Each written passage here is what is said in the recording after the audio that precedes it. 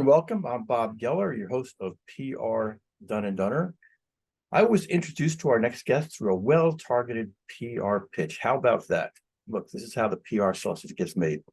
But it's very exciting. It's been in all major media, you name it, broadcast, business press, PR publications. You probably know his name, as he's a best-selling author of 7 books, including the classic Public Relations for Dummies.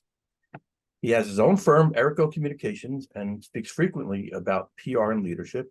I am very excited and very pleased to welcome Eric Yaverbaum. How are you doing, Eric? I'm doing great. Thank you so much for having me. I'm actually a big fan of yours. Thank you so much. And it's great to speak. And sometimes I feel like a dummy in PR, although I've been in business for a long time. Yeah, you know what? It's so funny. The irony of that particular book, which I actually wrote that book twice. I did the first and second edition. And when that company came to me, the publishing house came to me and asked me to write PR for Dummies, I turned it down for like a year. They chased me for a year to write that book. And my business partner at the time, I sold my first agency. I'm running my second now. It's 16 years with the second, Wow. 20 with the first. Wow. Little stint on Wall Street, which was very unpalatable to me. And then at Sorry the to hear. I'm kidding. also unpalatable to me, to come full circle back to doing what I love, running my own shop. But my business partner said to me, "Are you crazy? You got to, we run a PR agency. You got to write that book." And I realized, yeah, you're right. We got to write that book. So I did. And, as we were speaking before we went on air, I did at least the first edition with a very good friend of mine, Bob Live. But so, we do the book and I'm very proud of it. That book was probably the hardest book of all the books that I wrote. And I finally get the book and I send it, we used it. It was like a great business card for me. We're pitching new business. I send out the book PR for Dummies. The first time I send it out, I get an email from, this was the chairman of a Fortune 500. And he said, "I don't understand why you would send this to me." As if I'm calling him a dummy. It's like, oh my God, is this bad? That was the only time, but live and learn. It's a classic. I'm sure I have a dusty old copy on my bookshelf somewhere. But yeah, probably dusty by now. Yeah, that book's getting outdated. The funny thing about that book, and how much the industry has changed, is that book is required reading in 49 universities in this country in entry-level PR classes still. That is amazing and not that surprising. Anyway, the topic of the email pitch was the new crisis management, and it really got my attention because it talked about some of the latest celebrity and influencer crashes and them getting covered in the media, not in a good way. No. And I wondered about how to connect those dots, crisis management and what's happening with these influencers. Could you just shed a little more light on what's happening? Yeah, look what has happened in the course of my 41 years in the industry. I grew up, I still read the newspaper. Don't hold that against me, anybody that's younger watching. I still watch, evening news. I still watch Good Morning America. That's the world that I grew up in, and growing up in that world, I've been in the news myself for 41 years. In no small part because of the books that I've written, but, a variety of other things. A lot of high profile projects that I've worked on in the course of my career. So, I grew up in a brick and mortar world where newspapers covered me, where I was on morning television or evening news is. And, it was a badge of honor. It was, and obviously the exposure, helped my career, and both of my agencies did very well, from our exposure. Fast forward 41 years later, where everything about information dissemination has changed. And, a lot of people will understand that, in part, born in a political world. It's literally changed the shapes of not only our country, but the entire world. And now anybody can have their own TV show. Anybody can, go on Facebook Live. Anybody can have a podcast. Some are more popular than others. Some I like more, like yours. But this literally means, and take it to Facebook, TikTok, Instagram. You name the social medium, anybody can have their own platform. And in that world, we don't just have the celebrities like celebrities, when I was a kid. we have all the social media, all the influencers, and the influencers are a force to be reckoned with. And they're not just kids who have millions and millions of followers who can change. I mean, like that, change a perception in the course of a day is a whole new generation of, what would have been considered celebrity or high profile talent when I was younger is born in a digital world. And along with being born into that world, and just like being famous or being a celebrity or being high profile was then, it's the same now. It's just sort of a different set of rules, a different set of guidelines. But the same rules apply for crisis. The only difference is the velocity, the speed at which information gets out. When I was younger, when I was a kid running my first agency, which I sold to Wall Street and lived in purgatory for a couple of years there. I always tell this story just as a point of reference. My reputation was for crisis. If you were in a crisis, if there was a fire all around you, you wanted me. My agency was one of a few agencies that you went to if it was a really big. Was it a crisis management firm, or was there other things you did? Did you specialize in crisis management? That was what I personally was known for. So a lot of people came to me, and look, the thing about that was, I'll say the same thing today. I will walk into a middle of the fire. I will walk out of it with absolutely everybody who's involved in helping to mitigate or fix a crisis. I'll walk out of it unscathed 100% of the time. And, a little bit of that is follow the leader. A little bit of that is experiential. A little bit of that is intuitive, and it was for me even when I was a kid. Then I got experience. It got dangerous. I got really good at it. But the difference then we represented the Fortune 500. We had big blue chip clients. Everybody knew, big brands. So I'm not going to out who whatever XYZ brand it was that I was working with, but I got a call from Europe about an awful crisis that I worked on. That nobody ever heard of in this country because I worked on it. And they basically said it was a front page story in the country that it originated in. How long ago was this? When was this? Was this a long time? This is in, the 80s. Okay, okay, good. Late 80s. Was anybody even born in the late 80s? But just to give you just a point of reference is, I'm called on a Friday. I know about the crisis. It's bad. And it's already run on the front page of a paper in Europe. I have 48 hours to get ready before it hits here. Wow. My agency, we worked 48 straight hours over the weekend to prepare for Monday morning. Today, you have a couple seconds max. That's a very, very big difference. And it puts all of the emphasis, and this is where the rules are still the same. And, in the social media world and the world of influencers, this is a young world. It's under a decade. There's not a lot of good, I shouldn't say there's not a lot of good practices. There's not a lot of experience doing this. There's not a lot of, standardized practices that you ought to be thinking about. And I don't think people are. But it's exactly the same. What Elizabeth Dole taught me when I was younger was that the worst time to prepare for a crisis was when the river was rising. And it's the same today. The thing is, the river rises literally and floods the whole damn village in a second. In the world that we live in now, who's prepared for the crisis that may or may not happen? When I was younger, I could go to corporate America and say, this is just like buying insurance. We need to prepare responses, come up with scenarios, media train everybody who could be available, and set up a methodology for communication so that we can communicate rapidly. And corporate America bought that. Many of the companies that we represented ended up, having to use it at some point. Not all, but some did. Today, who's prepared for what may or may not happen? Who was prepared for, in Manhattan? I don't know, a couple of weeks ago, I'm walking. I happened to be in Union Square when that. Kai Cenat? I was there. I was just walking. There? Did you get a PlayStation? Is the question.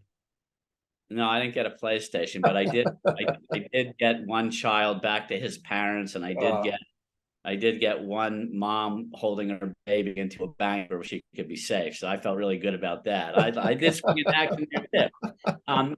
But I mean, that just happened out of nowhere. And, the entire story behind that is, I mean, that happened. Nobody planned that. But that's the power of a social media influencer who has, 20 million followers, who's just saying, come down and get a free, free anything. I mean, at least the PR agency that was behind that has apologized. Unintended consequence of that sort of popularity. But that's the world that we live in now. And you see every week, repeated crises where people will say something that somehow goes viral. I mean, I could say something really controversial right now here on your podcast. Let's make some news. Come on, let's make some news. No, I'm kidding. Right. Well, no, I'm in the business of. No, I don't want that kind of attention. I'm not making any news here.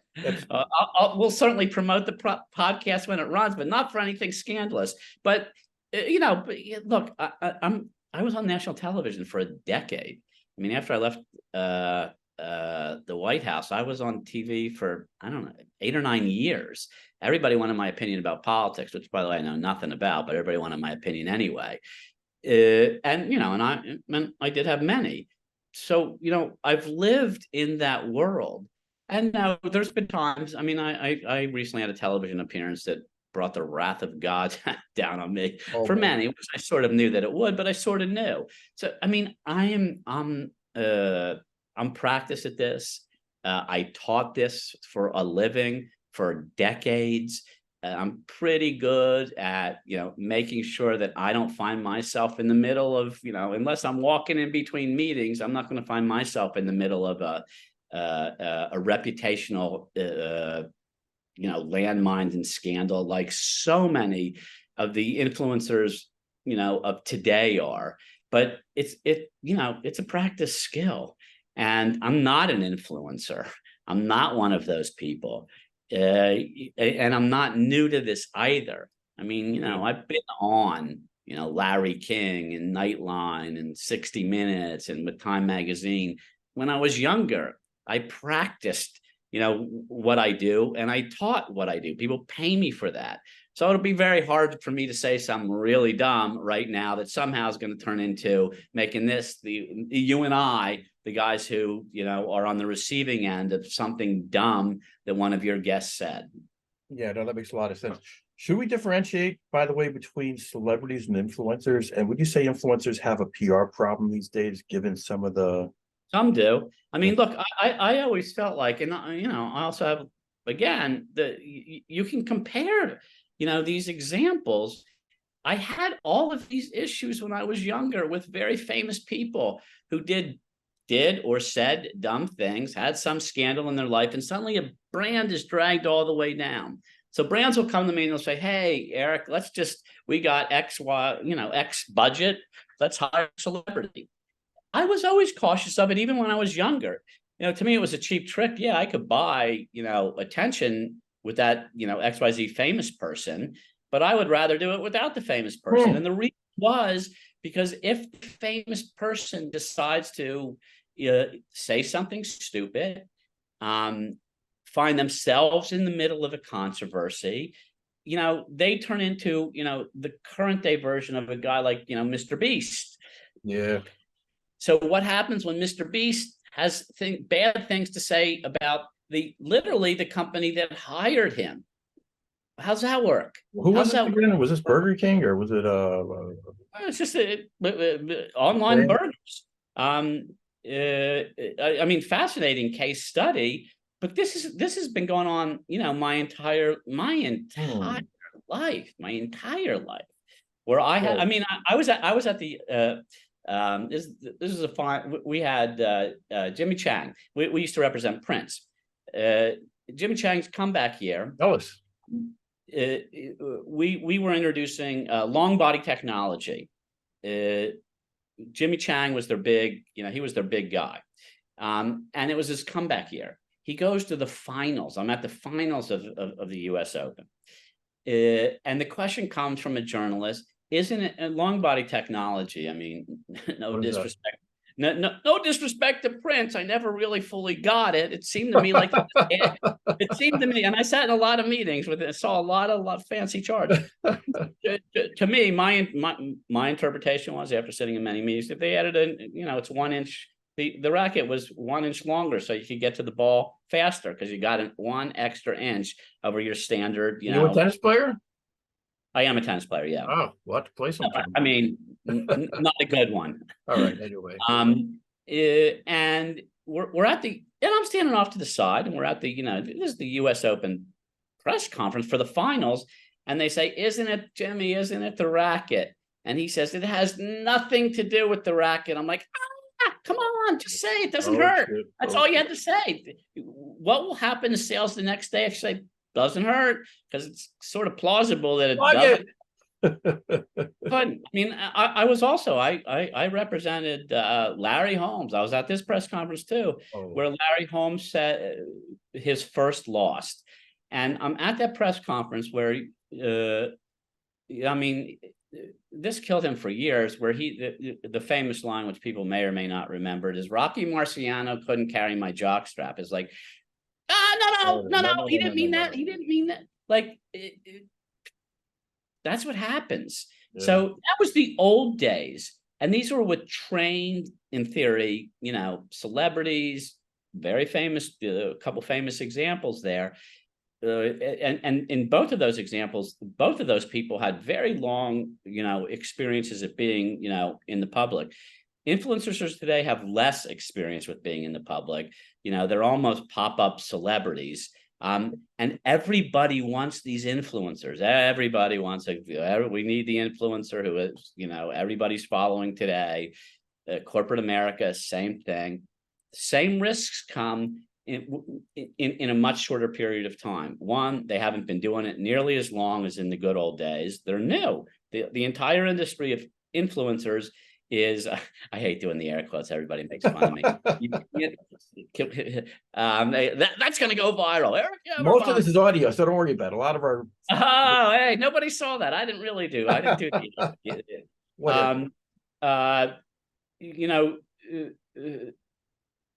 Yeah. Does it, influencers today, if they're really experienced and they've been around for 10 years, which is that's the entire duration of, having influencers. That's it, 10 years. It's not like 20, 30 years in the public light. So they're all new. And, selling the, quote unquote insurance plan where you're preparing for what might turn into a viral crisis, very hard, very difficult. Yeah, I mean, it seems to me that the allure of the influencer is kind of dimming a little bit. Maybe I think the reputation overall, if you look at the brand of, using the quotes, the influencer, not just one, but across them, some people are cynical, skeptical. Maybe it's because of some of the bad press. Of course, there are others who follow them slavishly and buy what they say to buy. But still, like I say, it's an interesting challenge for brands that want to cozy up to them, use them in their campaigns. I guess the question is, what though really is different today? Is it much different? I mean, social media has been on the rise for years. Not on the rise, I mean, it's everywhere. Influencers too. Do you think those in the PR field are a little slow to adapt to what's happening these days when it comes to crisis management and communications? I think that, one, our industry, the elder statesmen, I may be company, right? Well, I don't know. I may be in that category now. I loved it when I was the kid in the room. I didn't know what I was talking about, according to all the adults. Now that I'm the oldest one in the room, I don't know what I'm talking about because the kids are smarter. Either way, you got to deal with the critiques. No, I think that it's a tougher sell until you find yourself on the wrong side, of a controversy. I mean, look at Kanye. He celebrity in the real world and an influencer, both.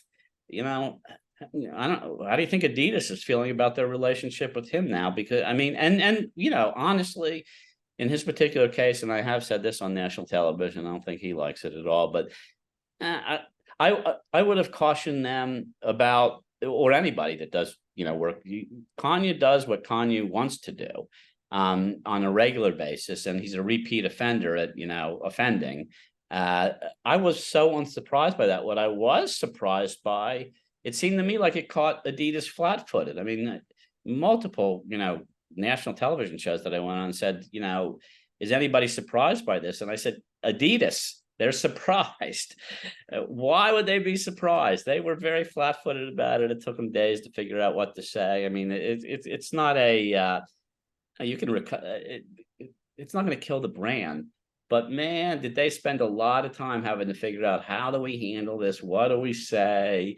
What are our options? Well, a lot of them cut ties, right? I don't know if did they cut ties with him, or are they still? Yeah, a lot of them cut ties. Adidas themselves, which and it's not really flying under the radar. They're selling some of his stuff again. I mean, Yeah, it's more than just. I mean, I guess it's partnerships, and it's not just the influencer, but I mean, they have, I guess, deals in which he's involved in their business somehow. Well, yes, but I mean, if you think about, I don't know, 20 years ago or what, give or take, and it's probably at least 20 years ago, when the Kardashian phenomenon started, and you could, I mean, they're famous for being famous. I mean, I remember one of the Kardashians called me in my office. My son was actually sitting in my office when I got this phone call. I don't remember which Kardashian it was. And, she wants to hire us. And I'm thinking, like, I don't even know who you are. Are you was that your dad that was OJ's lawyer? That's how I knew them. And, they're such a phenomenon. The amount of money that they're paid to plug anything is, it's astronomical. When that started, I knew the change was beginning. Wasn't even Paris Hilton before them? I think Paris Hilton. Well, Paris Hilton, ironic that you mentioned Paris. I was involved with Glaceau vitamin water almost from the get-go. They were the people behind vitamin water, and that was a tough sell in the beginning, until Paris Hilton started drinking vitamin water. We had 5 cases of vitamin water literally delivered right outside of her Hamptons place, right outside the door, just 5 cases every day. And her and all of her friends who were followed by paparazzi, every time you saw a picture of Paris getting out of the limo, all of her famous friends, they were all drinking vitamin water. Boom, went to the moon. Yeah. So yeah, I mean, but there was no at that time, there was no social media. So the world has changed quite a bit, obviously, given everything we discussed and what we know. What tips can you offer to brands as far as, well, a couple of things: crisis management, and also working with influencers and celebrities? Well, right now we're in an age where information is often, it's ruled and disseminated totally by social media. That said, the window of time celebrities and now influencers have to respond to a crisis is getting smaller and smaller.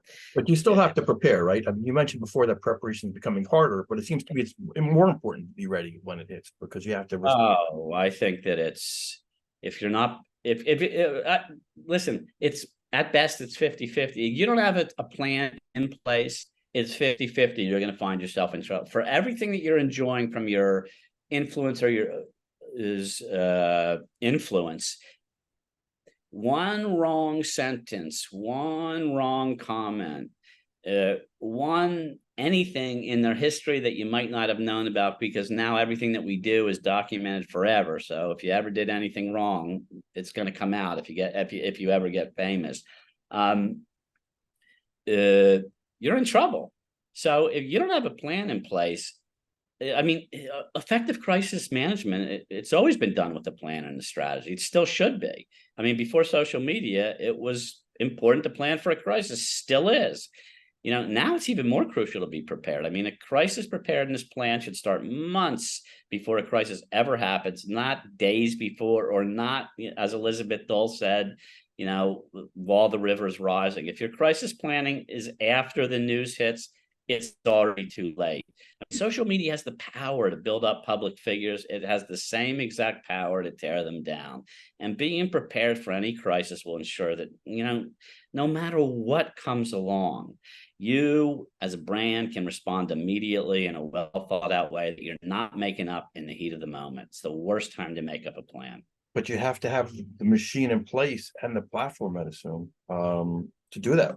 I mean, Yeah, well, yes, you do. I mean, but and it does involve some time to put something like that in place. What are all the possible scenarios?